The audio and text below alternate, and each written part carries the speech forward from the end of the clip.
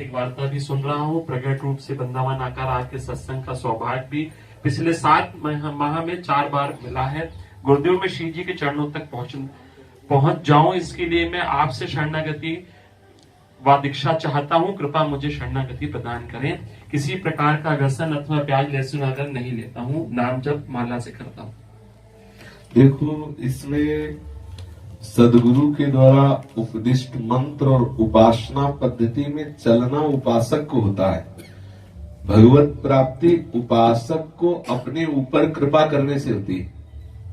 गुरु कृपा, शास्त्र कृपा और इष्ट कृपा, ये सबके ऊपर है। शास्त्र एकदम खुला है, कोई भी स्वीकार कर ले। गुरु कृपा बरस रही है। भगवत कृपा सब पर मोर बराबर दया।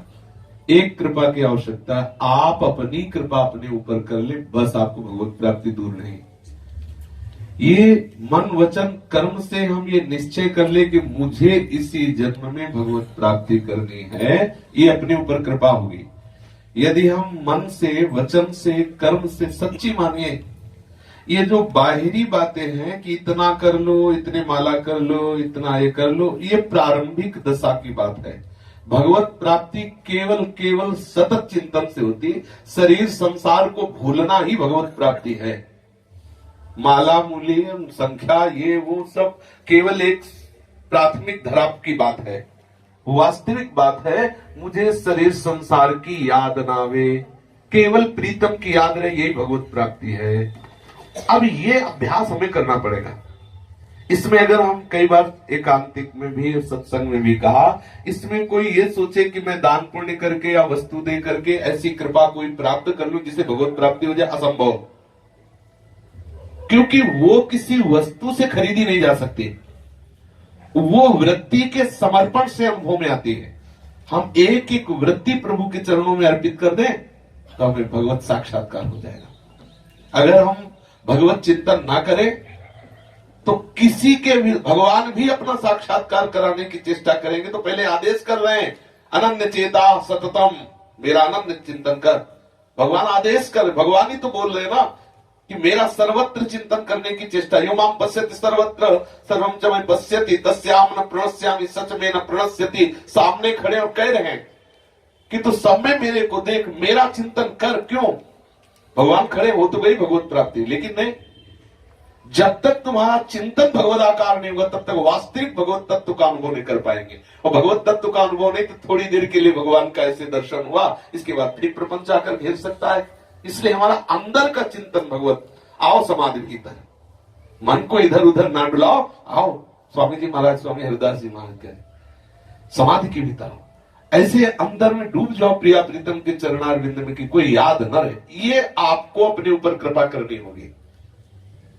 कोई अगर ये सोचे कि कोई सिद्ध संत हो, उसके हम शरण में चले जाएं, उससे हम मंत्र ले लें, हमें भगवत प्राप्ति हो जाएगी, असंभव। हम भ्रमण करते समय देखा है, सिद्ध संतों के समीप रहने वाले शिष्य ने सिद्ध संत को जहर दे दिया।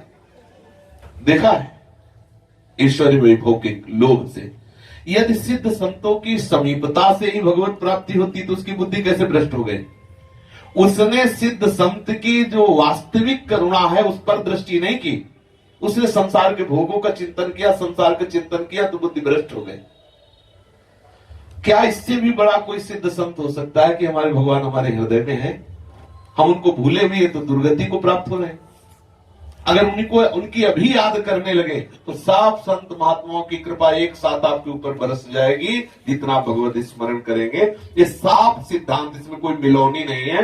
यदि आप भगवत चिंतन नहीं करेंगे तो स्वप्न में भी आपको शांति नहीं मिलेगी, चाहे जिसका आशीर्वाद हो जाए।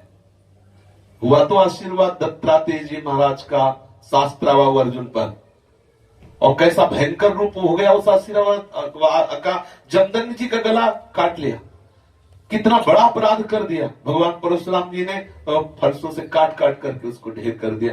संतों का आशीर्वाद, संत समागम का आशीर्वाद एक ही केवल है कि आपका मन प्रभु के चरणों में लग जाए। वो आपको लगाना होगा। गुरु उपदेश कर देगा, गुरु मंत्र दे देगा, गुरु युक्तियां बता देगा, चलना आपको होगा। अगर आप ना चले तो कोई ऐसी कृपा नहीं है कि आपको भगवत साक्षात्कार करा दे। पक्का समझ लो। वो एक बात अलग है, भगवान या भगवान के आचार्य स्वरूप जबरदस्ती कुछ करे, वो उनकी बात अलग है, लेकिन सिद्धांत ये आपको करना पड़ेगा। सोनू कुमार